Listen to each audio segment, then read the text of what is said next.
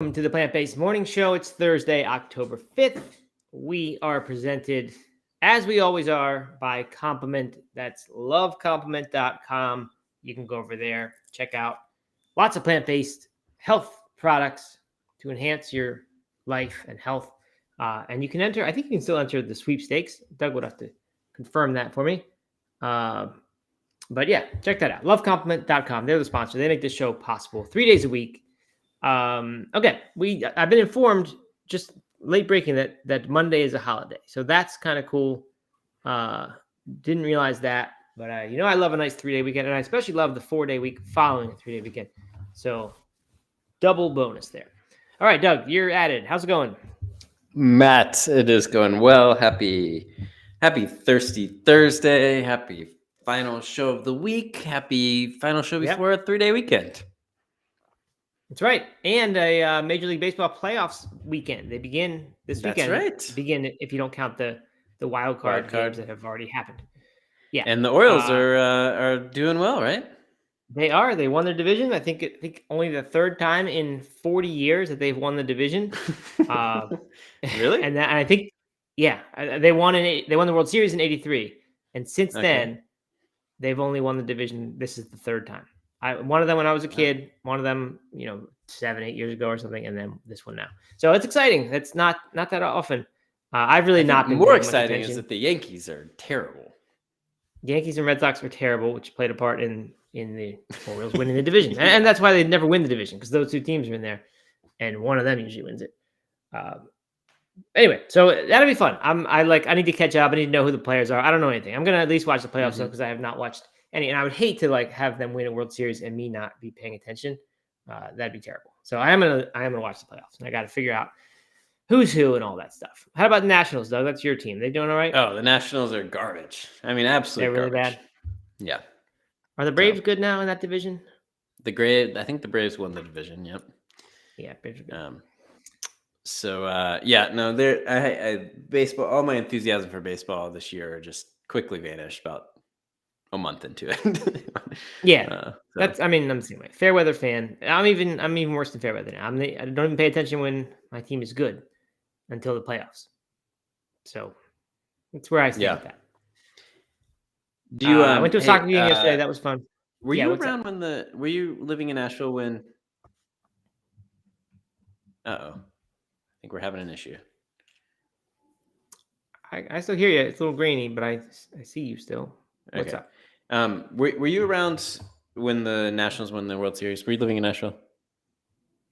What year was that? Did you come over for games with me? I think we went out and watched them. I just don't remember if they won. I think they won. And I remember we definitely watched some games. Okay. What year did they win? It was just so fun. It's so fun when your team is doing well. Mm-hmm. It is fun. And I'm going to Charlotte speaking of FC doing last well, night. Yeah, Charlotte FC. How was that? Well, they won. They're not doing that well. But if they win out, 3 games left, 2 of them against Miami. If they win out, they will make it to the playoffs. And Messi's been taking some days off, and Miami's not doing that great. So it's possible that we could. Are they playing in Charlotte or are they playing in Miami? One in Miami on Wednesday. Yeah, next Wednesday, and then one back in Charlotte on Saturday because they got postponed.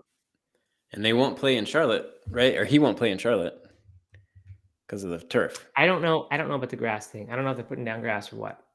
Oh, okay. But I've heard rumblings that he won't play that game. Okay. And I'm not sure why. There you go.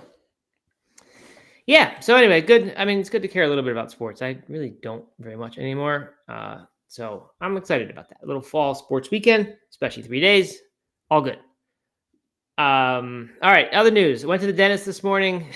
Got the old nitrous gas, which makes the cleaning tolerable for me. So that was good. Wore off. And then I got a nice Starbucks it's oat milk shaken espresso apple crisp, whatever that's called, with 1 pump. My second one of those ever, and I like it. It's pretty good. It's a good fall drink. I can recommend that one. Hey, one other thing. I forgot about this. Aaron got me those buffalo almonds from Trader Joe's that I've been wanting. We saw them. I don't know what article we saw them in. I don't know if it was a vegan thing or if it was just a Trader Joe's article. But it turns out they're not vegan. They have milk in them at the very end. Milk, cream, powdered cream or something like that. So don't go get those based on my saying that I wanted them, because it turns out they're not vegan. All right. All right. What else? Got any other fun stuff? We got to welcome Sarah. Oh, I got some too. Sarah Curran to the show. Longtime podcaster, first time live listener. Okay. And she's in marathon taper time. So good luck on your marathon. Yes, definitely. For sure. Taper time. Love taper time. You don't have to run. It's great. Best part of the training program, in my opinion. I mean, yeah. I know some runners go crazy with it, but I always thought it was great because you're like you get the payoff of the race. What's great about the not running part is not the not running part. It's the fact that you've like done all this work and now you can like enjoy the break, right? I don't know. I always thought it was just nice that the best thing you can do for yourself is nothing, and it's great. It just feels good. Another random thing. Yesterday on the radio, I heard a Taylor Swift song came on. And it's one. So I have a Fun Times Country Mix playlist on Amazon, whatever it is, Amazon Music. And on Fun Times Country Mix, there's a Taylor Swift song on there. Our Song, it's called. That one came on the radio. Yes, that one came on the radio. That's an old one. And I was like, something's a little off with this. It doesn't quite sound like the one on Fun Times Country Mix. And so I kept listening, and then I realized it must be a Taylor's version. Was it Taylor's version? Okay, there you go. Taylor's version. So now I would have had no idea what was up, thinking she was recording alternate random versions of a song from 15 years ago. And so I've got to say it wasn't as good. And that was my concern.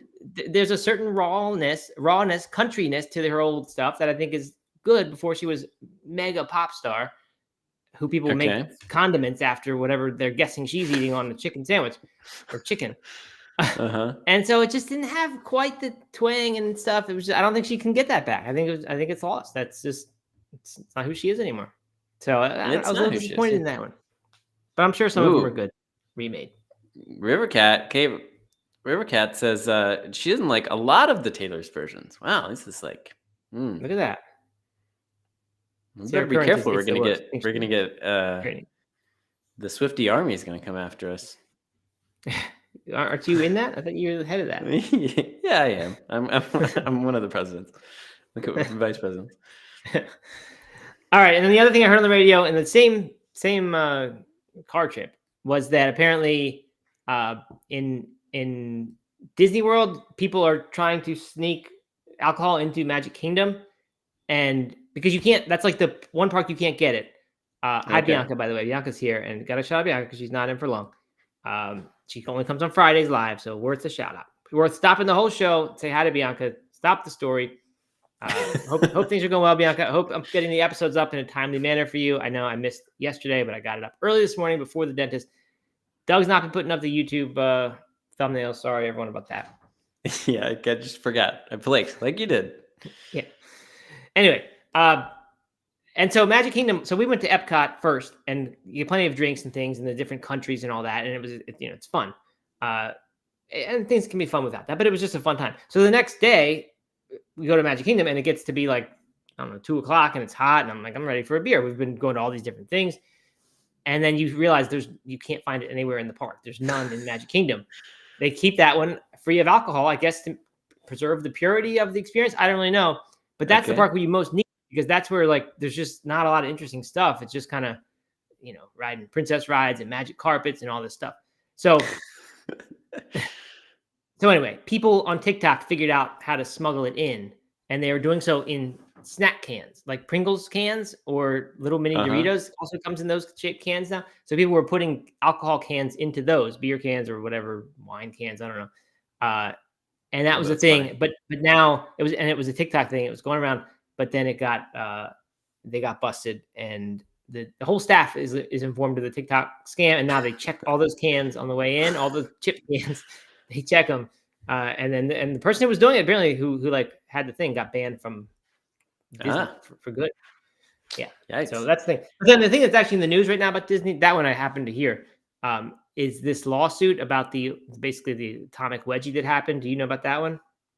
Oh, on one of the water slides? Yeah, on at Typhoon Lagoon. I think it's that vertical slide. which might be called Humunga Cowabunga, or used to be called that. And I went on it back in the day. I think I was in like 5th grade, and I remember it was like it's an intense experience getting all the friction of the water at the bottom. But yeah, so the woman suffered an injurious wedgie. The lawsuit alleges. The lawsuit says that word. And then, I mean, it actually that sounds funny, but then serious stuff happened, like water forced into her body, basically. And so all this stuff happened, but then somehow they're only suing for $50,000. I don't really understand that. It seems like you'd ask for a lot more than that. It's like the opportunity of a lifetime to cash in. But that's all they're seeking. So anyway, don't know what's going to happen there. But we like the lawsuits here on this show. We do like a good lawsuit. That one's not food related. We tend to focus on the food related ones, but but Disney comes up time and again here, so it seems relevant. All right, I'm gonna do a lawsuit that they can't look at my chips. Come on, you're right. It's a good point. What right do they have to do that? Yeah. All right. Anything else, Doug, before we start the show? We got a good weather report today. An okay article, but weather report's good. I don't think so. Let's jump into this fun weather report. All right, and then you can tell me your weekend plans at the end of the show as we sign off. Everyone will get excited. Okay. Okay. Sound machine not ready just yet. We'll get that joining us in a few minutes, I hope. Here it is. All right, here we go. October 5th. Wednesday at McDonald's, they have won, speaking of lawsuits, they have won a food lawsuit that accused those fast food chains in particular of false advertising by showing especially large and appetizing product pictures. We heard about this one, I think, with Taco Bell. They showed things that were stuffed way too much, and that lawsuit was happening. This is not that same lawsuit, but I guess it's setting a little precedent here that these companies, at least, they have won their complaint or whatever. And the lawsuit's been dismissed.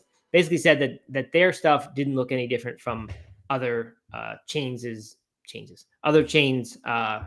advertising, which could just mean that they're all. Yeah, no, I think that's kind of like they're all. It was kind of like what we were talking about yesterday with vegan foods. You know, if everybody's doing it, then it doesn't matter anymore. I mean, that's not how it works. No, and that just makes it worse, right? It's more of a problem. So we need to. Right. Yeah, I don't know. You set precedent that you can't do that anymore, and then everyone else gets sued, and it changes the way the system works. Yeah, you know what? I mean, like these lawsuits are often silly, but I mean, this is a real thing, right? Like every ad I see for fast food ever has a picture of a food that is better than any I've ever gotten at an actual restaurant, right? I can't think of one fast food item I got that looked as good as any I've seen on TV ever. They just don't, and I think that probably shouldn't be allowed. Because every other product looks basically like it does, right? A car or whatever, it looks just like when you get it. But those don't. They do not. So anyway, maybe we'll have a new era. I don't know what they would do in the new era. Would they make the stuff look better in real life, or would they just make the ads look worse? Or make the food look worse? I don't know. Maybe you don't actually show the food, you know? Yeah, right. Maybe. I think you have to, though. You got to get people happy. You show somebody like eating it, but the wrapper is like along the bottom, so you can't really see how big the burger is. Yeah.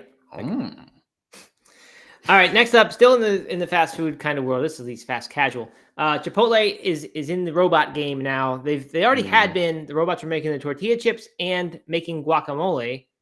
But by the way, you know Taco Bell has house-made guacamole every day. What? No way. I couldn't believe it because when you get that stuff, it looks like. I mean, there's no way. Well, I don't think anybody's taken like a mortar and pestle and grinding it. I think it's going into a. But they're actually taking avocados and cutting them open and. Yeah, I think so. I mean, it's possible that that's all happening off-site and they're shipping in like frozen pieces of avocado. But I heard an ad and Taco Bell, they said every day house-made guacamole. It just doesn't seem like it. It's so smooth that you would not believe someone house-made that. I don't even like it. I don't never get that on my stuff there. But anyway, now Chipotle is a robotic chef to make it salads and bowls. Apparently, they're already testing this. One place I heard said it's only at their innovation hub. Another said it's out there in the world already.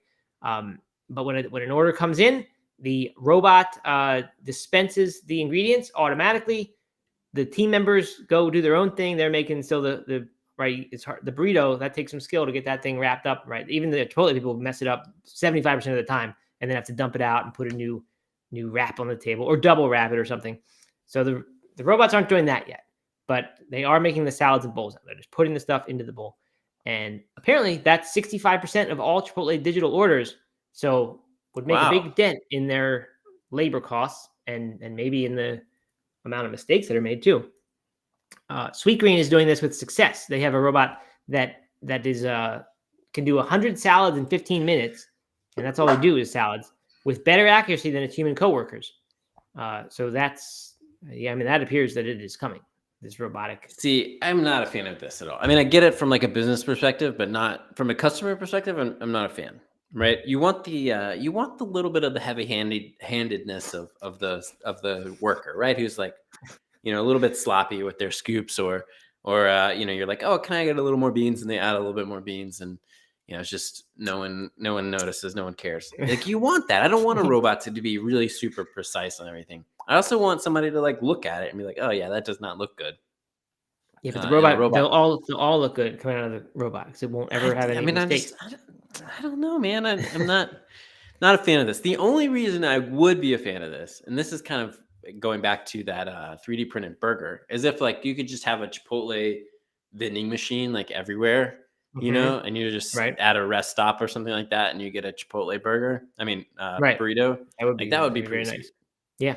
And so, I mean, that's kind of where they're headed, right? If it's all done electronically anyway. I mean, I guess somebody would have to stock it every day, but like what's stopping that from happening? And the answer is probably nothing. So, just that would be the only thing I'd be happy about about robots taking over Chipotle. I don't know. I mean, I could do without a bunch of people standing over all the ingredients, breathing on them, putting their hands in there all day. The stuff sits out for who knows how long. I guess that could still happen with the robot, but I would think things would be a little more controlled, and certainly there'd be no breathing all day long. Maybe they add a little breathing, like air, just like capture some human air and poke it in.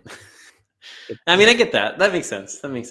Yeah, but I don't know. I do think there's something about a person making your thing and giving you. I was thinking, if I was at a bar and I ordered cocktails, which I don't do, but if I did, and I knew that the machine would make it exactly to the perfect ideal quantities, both ideal for the company as far as cost, and also for the drinker, it's just going to taste a nice happy medium.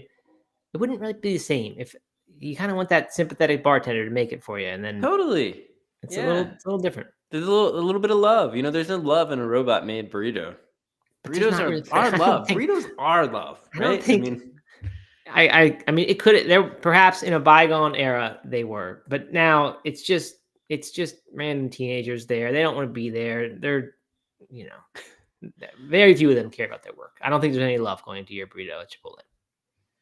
I have not been all that scared about robots taking over jobs, but I feel like this is kind of this is real, right? If it's 65% of the the orders, like what would happen if we lost all these jobs? Like, be bad. Yeah. Not Chipotle, but just like all fast food, all. Right. And it's I mean, relatively low paying jobs that if that just all got wiped out, it's like, what are they going to do instead? Those people who would have had those jobs. I don't know. It's hard to imagine. That's not great. Yeah. Scott's Lasso on Instagram has a bunch of comments here. And as she says, she grew up a Terminator, so she does not trust any robots. Grew up with Terminator. Okay, I think you said a Terminator. And that she would take breathing over robots. Yeah, I mean, I don't trust the robots either. I'm also worried about what happens, but I don't know. Yeah, Kate says Chipotle's employees always seem super stressed out, and that is true. I had a guy who was so angry the other day because they didn't have the stuff, and this was a couple months ago, and he took it out on me. He just wasn't a nice guy, and he was really mad at his coworkers for not having this stuff stocked. He took it out on you? Yeah, he just wasn't nice. I said, thank you for going to get this thing that wasn't there. They had to go get it out of the drive-through lane or whatever, or out of their area, and he just was angry. They do seem stressed. I wonder, they probably have tight controls over them, and they got to hit standards, and if they don't, they're in trouble. Yeah, I'm sure they do. I mean, otherwise they're gonna get replaced by robots, right? Yeah, with no love. They need the love. Burritos are love. Well, there'll be an opportunity maybe for some restaurant to have people put real love into the food, and that'll be their selling point. Is it'll be to keep the jobs, and probably every industry it could have handmade, person-made advertising stamps And those people will have to put love into it or else they'll lose their job. So it's crazy to think that, but that's gonna happen. It's absolutely gonna happen, right? For sure. Like, because as I you mean, said look, about Taco Bell's already cocktails, saying we make our guacamole every day, right? Like 50 years ago, that would have been, of course, you make your guacamole every day. What else are you going to do, right? So I think these it's just going to get lower and lower the standard for what is good and exciting. But humans made it is going to be the new selling point. Yeah. Anyway, okay. We talk often about food labeling issues, and they've been all over Europe. They haven't really been in Spain yet, but now they are there too. Spain's seafood industry has joined forces, and they are denouncing, quote, fraud in the labeling and presentation of plant-based seafood products. I couldn't really get any details other than they are they're calling on the Ministry of Consumer Affairs to review and immediately withdraw plant-based seafood products that use fish names on their labels. Because they're seeking to deceive consumers on the nutritional value of the products. So I guess fish considered a health food in the Mediterranean, and in some ways it is. You could argue against that for sure, but I guess they're saying the very name of a fish is a health claim, and they think that's deceiving if you're not actually fish. So that's happening. Not surprising because it's happening everywhere else. Slutty Vegan's got a new item, Doug. We love Slutty Vegan and their naming conventions. This one's called the Cheesy Ho, which they spell it Heaux, like Bo, I guess, or it's some sort of French thing. The Cheesy Ho in a hot tub. What is hot? In a hot tub? Cheesy Ho in a hot tub? Like right. I get that part. But like, what is HAUT? Oh, Haute Cuisine. It's HAUT. Is hot any sort of like? No, I think it's just like word or just like ho. It's just spelled in a hot tub. I don't know. Yeah. Okay. But ho at least seems the way they have spelled it. It makes it seem like it's a proper food French thing. Hot. I was thinking that might be some thing, but no, I don't think so. No. I think it's just the way it's pronounced. So anyway, now they're doing that. Hot. I'm looking for a photo of this. Oh, I found one. It doesn't look that good. What even is it? What is it? A blend of pureed tomato and coconut milk seasoned with African spices. That's pretty good. I did that. It's a sandwich. There's a sandwich called the Cheesy Ho, made with buttered Texas toast. It's just a grilled cheese sandwich, basically. And then why is it in a hot tub? The hot tub is the soup. Oh, okay. But it's not in the hot tub. You dip it. That's what it is. You dip it in the hot tub. Yeah. Okay. Oh my god. I would never get it. ever would I get that item at a fast food restaurant. No. I'm with you. Not because of the name. I'm fine with the name. Partly because of the name. I don't like the names. I don't like the whole branding of the place. It's just not attractive to me. I'm glad they're doing well. I'm glad to see veganism spread in that way, and they really are growing fast. But I don't know. It just seems gross. I didn't even realize that ho. I guess I didn't say it out loud, but I wouldn't even know how to pronounce that. If I ordered it, I wouldn't have known how to pronounce it. No, you wouldn't. You don't have that one in your repertoire. EAUX means O. Sounds like O. Yeah. No. That's a good. I don't know. It's one of the pals I learned along in third grade. But here's another thing. Haute Cuisine, as Stephen has mentioned, that's HAUTE, means fashionably elegant or high class. But they're not going for that, right? It's totally different spelling. They're doing this ho like bow kind of spelling. Anyway, I don't know. Don't know what they're doing over there at Slutty Vegan, but it's working. So congratulations. Keep it up. Hey, Scott's is just tearing up the I like Scott. blowing up the Instagram feed. You need to go over to YouTube. That's where the magic happens. Yeah, Scott's last 01. Go over to you're officially invited to join the cool club at youtube.com/ is that what it is? youtube.com/nomeadathlete. nomeadathlete.com/ oh yeah. youtube.com/nomeadathlete. Go over there. That's where everyone who's a serious listener of the show goes.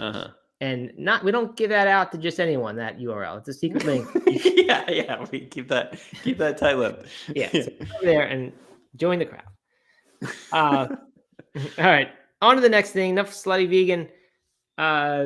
Actual news. Kind of interesting in my opinion. There's been a new study done on on pet food, vegan pet food. We heard recently that cats can thrive on a vegan diet, which is shocking. Everyone thought they were obligate carnivores, but it turns out, no, they can do well on vegan diet. I don't understand how. I guess if the food's processed enough to put in whatever amino acids they need. But anyway, if all the world's dogs went vegan, which is not that difficult because dogs are not obligate carnivores, at least in common knowledge, it would save more greenhouse gas than those emissions than those produced by the entire UK. Cats and dogs consume 9% of all land animals killed for food. So there's another lot of animals saved as well as billions of fish and aquatic animals. There was a little more. If all the world's cats went vegan, it would save more emissions than those produced by New Zealand, land larger than Germany, fresh water exceeding all renewable fresh water in Jordan. That's kind of a stretch there. I mean, no one knows. I don't even know what Jordan looks like. How would I know how much fresh water is there? And would feed about 70 million additional people. So I actually think this is cool because certainly the world's not going to go vegan anytime soon, right? We're just short of some sort of disaster saying we have to. It's not going to happen. But I could kind of imagine people saying, as long as my pet is healthy and seems to enjoy his or her food, I don't really care what they eat. Now, a lot of people are going to object to that, I think, but I just think a lot fewer would object to changing their food or changing the pet food than their own food. So I think this is real potential. If half the world's pet owners or dog owners fed their dogs vegan diets, that'd be pretty good. Yeah. I mean, it'd make a big difference. Could it happen? I guess it's going to be more expensive, but if it was happening at large scale, it probably wouldn't be. Yeah, exactly. They're not eating like Beyond Burgers and stuff. It's just cheap stuff. So yeah. I think this is real potential. I agree. All right. I agree. Good. Let's do it. Good. Yeah. All right. And then more stuff, more studies. They're saying this is kind of the big story today. Not for us, but it's just a lot of headlines about it. That going meatless may not be a matter of willpower, or at least not just willpower, because they think there are genes that your genetics they might determine how well you're able to adhere to a vegetarian lifestyle. There are 4 genes that they have found associated. This was using the UK Biobank data pool, which is used in a whole lot of studies recently. Just a big, large database they have of people's information about what they eat, I guess. And apparently even their genes are part of the biobank because that's what they did here. And they looked at 5,000 strict vegetarians in a group of 300,000 was their control group. And they said 3 genes are strongly identified. Another 31 are potentially identified. I don't know where the 4 came from in that, but they said 4 earlier. But apparently it may have to do with how different people process lipids or fats. And some people just may not be that good at metabolizing plant lipids, which is a little weird to me because I don't think a whole lot of people who aren't vegetarian aren't that way because they tried it and they were like, well, that didn't work. I didn't feel right. The vast majority are saying, I'm not going to do that because I don't want to eat plants all the time. I like my barbecue or whatever. And so I guess I'm just not really buying this that much.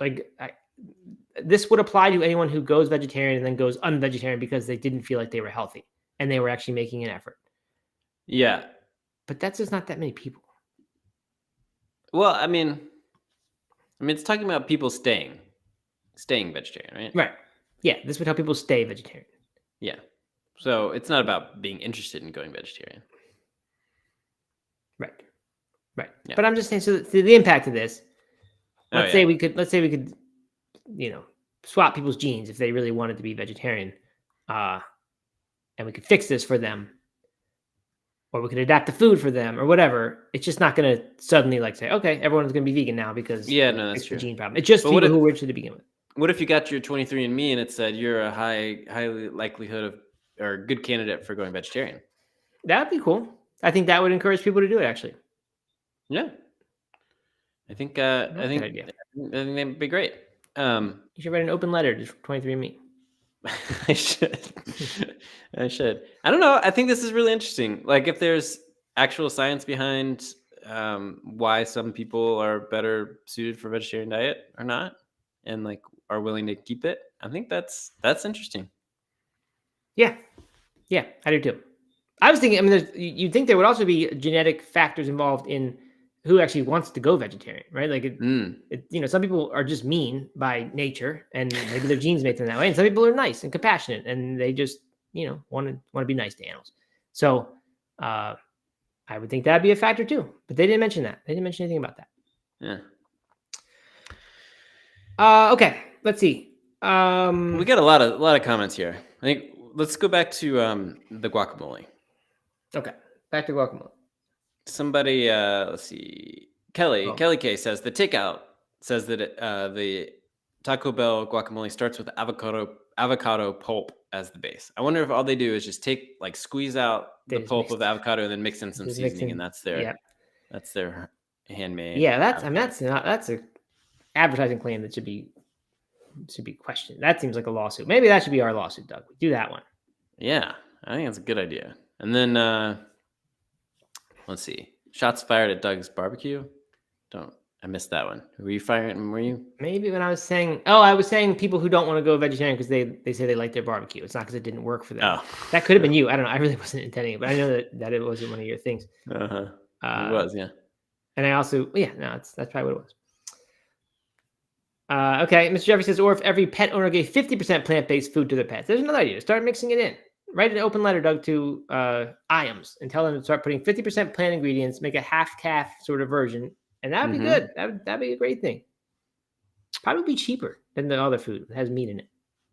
Not according to Garuda Legends, who always objects, because I think Garuda Legends is not a vegan or vegetarian. And I understand, appreciate all listeners who aren't. They say the oldest dogs and cats to live eat meat. The vegan food for cats and dogs are unhealthy. Ask any veterinarian, the actual professionals. Yeah, I'm not claiming that it is. I'm just saying the studies recently, there was a big one recently about cats, and it showed that the vegan cats actually live longer than the non-vegan cats. There were some limitations. It was a small sample size, but there they were citing other research that they said this kind of agreed with. So I do understand, and I would respect a veterinarian's opinion, but it's kind of hard to argue with science once it starts to build up and study after study shows something. And I'm not saying it does yet, but if that continues, and I'm sure the cat thing will inspire similar studies to happen. I don't know. I just think it's interesting, and I think there's a lot of potential there. Yep. Over on Instagram, I think we pissed off Scott's. She says, "Whatever, dudes, bye." So I don't know.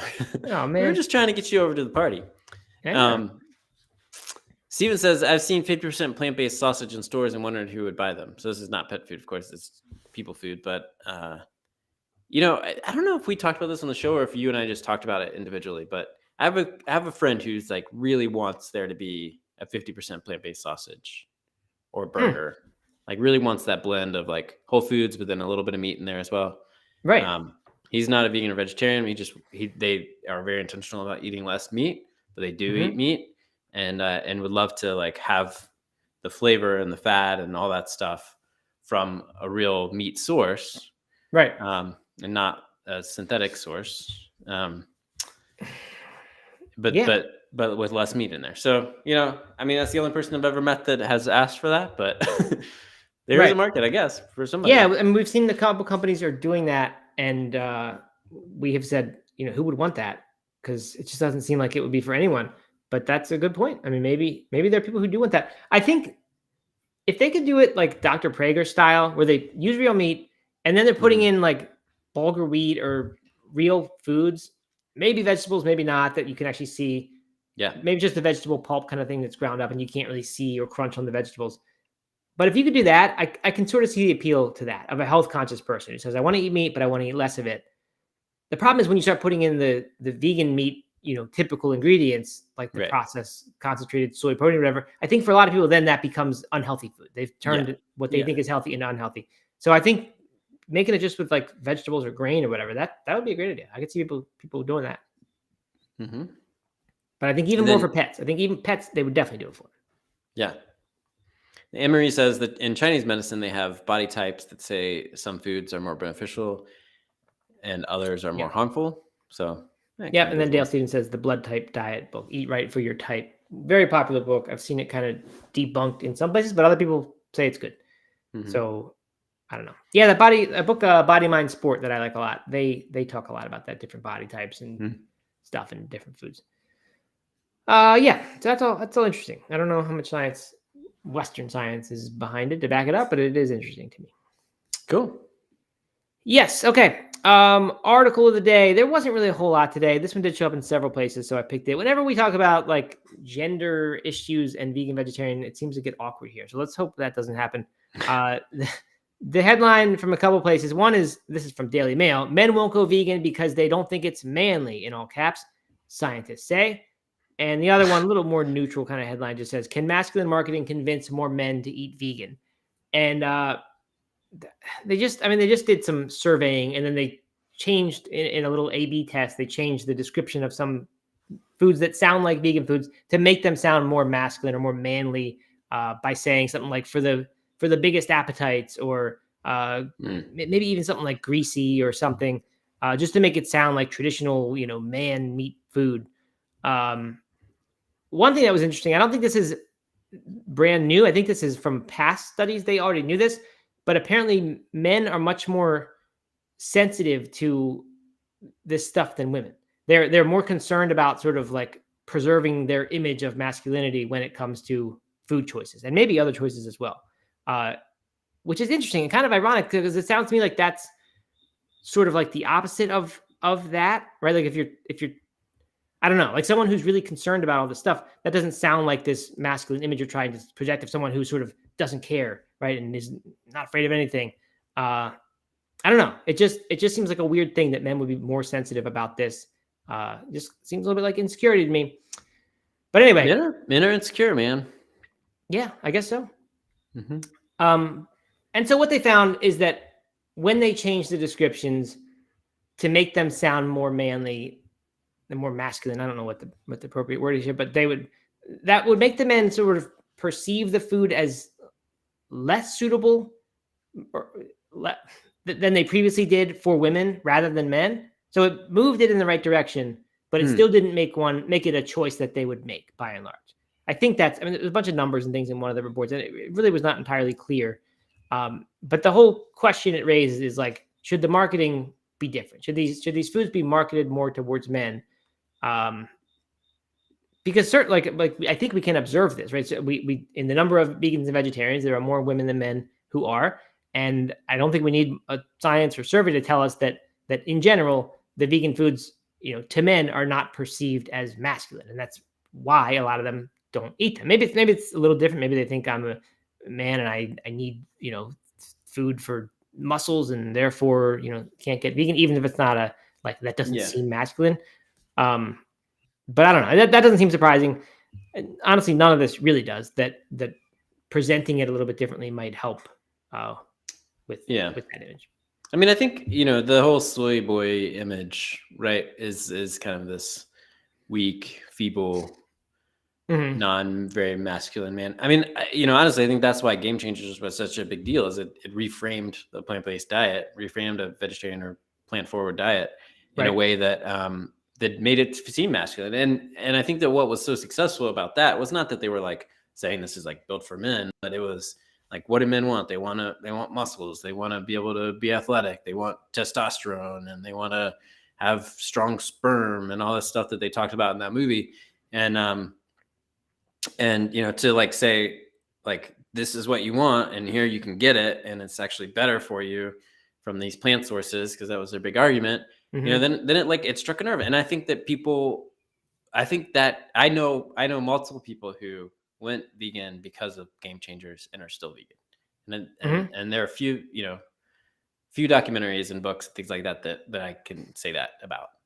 Yeah. Especially when it comes to men. So, I think that like that is a better form of masculine marketing of the plant-based diet, of talking about the results than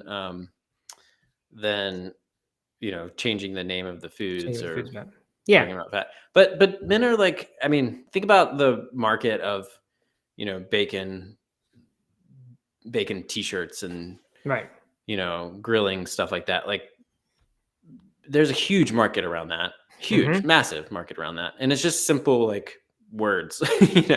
It's not about results. It's just trying to make food sound cool and masculine.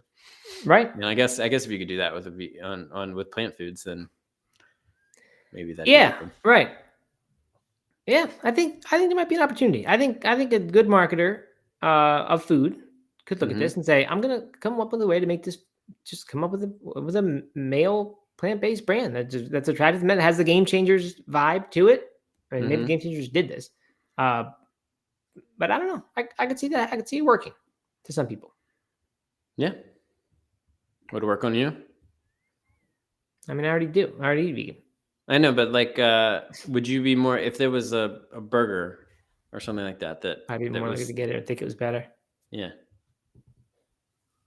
I might like the idea of eating it, but see, it's a little different. That's me being vegan and saying, I wonder if there's a couple things that I'm not getting. Like, I wonder if I'm missing out on some stuff, and every now and then, like, getting big pieces of saturated fat, protein, like, and I do think that way when I eat a Beyond Burger. Like, I know in many ways it's junk food because it's just processed stuff, but I also think it probably doesn't hurt me to have some kind of like some extra saturated fat, pure protein, basically no carbohydrates in there, and just like a big hit of protein when I'm typically on the diet. Not that I get not enough protein, but it just feels like I'm on the low end compared to a typical eater. So in that way, it's like, I tell myself, well, this is probably a good thing, even though I know it's probably not. So I think because of that, I think, yes, I think that would, if I got marketed to and said, this is that meal for you every now and then, I'd go for that. I don't know if Hungry Man Frozen Dinners came out with a vegan option, would you try it? I don't think I would do that one. I don't think I'd be interested in that food at all. I don't know why. I had enough of those when I was little because I liked them. I love those TV dinners back then. And we didn't do them much. We only did them because I asked for them. I don't think I would do that. It's just gross. Those things are really gross. They are really gross. All right. So there you go. I don't know if there were too many comments on that one. Garuda Legend says, men just tend to eat food that are the highest in protein and easy to cook. That's the main reason. Yeah, good point. I mean, it's not... if maybe just the easy to cook thing is why bacon is so exciting and why grilling is so exciting, because it's simple more than anything else. Steven says, masculinity appears so strong and bulletproof when in reality it's so fragile. Yeah, I think that's true of... I mean, I guess it depends on your definition of masculinity, but I think this perception of like the big, manly, burly man who is bulletproof, I think that seems like a fragile thing. I think there could be a masculinity that's a little more positive, more subtle, but whatever. I don't like to get into the gender stuff. People get sensitive. So anyway, Doug, what's your because they're so fragile. Maybe that's what it is.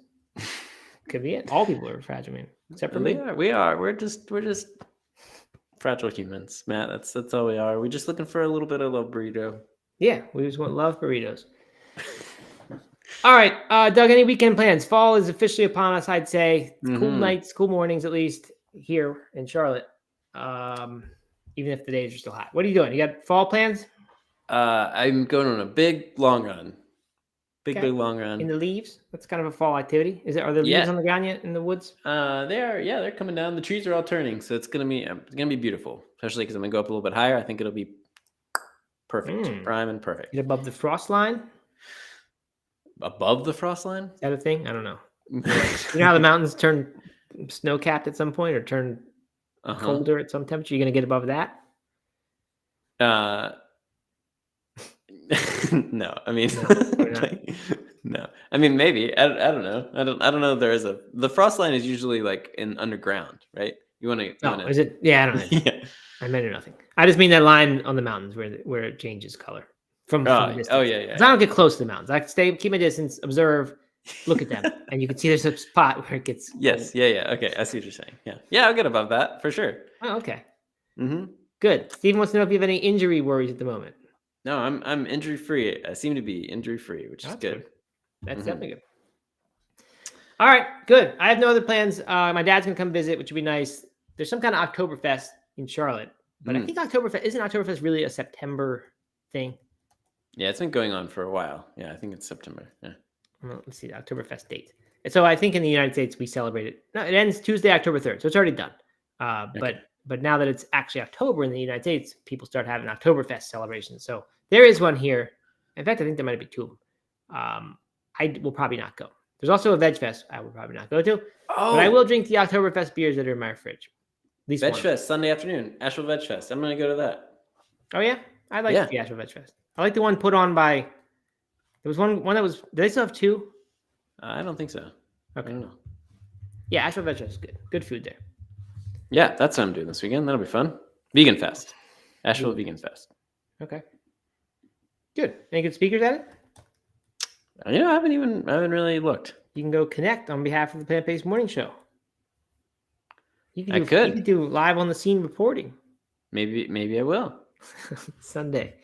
What's you gonna do on your Sunday afternoon, right? Yeah, definitely. No, I'm excited, and my daughter, Eliza, our oldest daughter, she's just real fired up on being a vegan right now, and so she's very excited. Yeah, that's good. Mm-hmm. Hey, we got a bunch of snacks yesterday for Elliot. Aaron went out to Trader Joe's and Whole Foods and brought home a smorgasbord of snacks. I think probably 10 different options. Hip peas were one of them. Some different trail mixes. Popcorners, you know those? No. You might like popcorners because I bet I would. They're triangular chips, so they look like Doritos a little bit, but they make them out of corn. I don't think it's ground corn. I think it's like actually popcorn that maybe they smash or they grind up the actual popped corn, and then they make chips out of it. Still gets fried in sunflower oil, which is not great, but they just taste kind of corn, like a little bit. Honestly, they taste like popcorn. And you like corn tortillas all the time and corn chips, so maybe you I do. I very much do. Yeah. Yeah. So anyway, popcorners is something to try. But we're working on the snack problem. I had banned the pretzels from the house. Oh, we got pretzels with almond butter in them also. So then you can get the goodness of pretzels, but also for the good taste of pretzels, but also some actual nutrition. Almond butter has a little sugar in it. Well, the calories will fill you up more so you eat more of that. Okay. All right. That's fair. Yeah. So you eat less actual pretzel and still get full. So I do love a peanut butter pretzel or almond butter. Yeah, they're delicious. No doubt about it. That's one way to make pretzels good. Yeah. Okay, I can't find any speakers at Asheville Vegan Fest, so I don't know. I know. I was just looking too. Maybe it's just vendors. Maybe you should email them and tell them you want to speak. Do a live morning show from there. Just by myself? Mm-hmm. All by yourself. Perfect. Sounds great. All right. Have a great weekend, everybody. Matt, I hope you enjoy your Oktoberfest festivities. Should you go to them? Thank you. Enjoy your weekend, everyone. Thank you for joining us all week long. We'll be back Tuesday. Enjoy your 3-day weekend, and we'll see you then.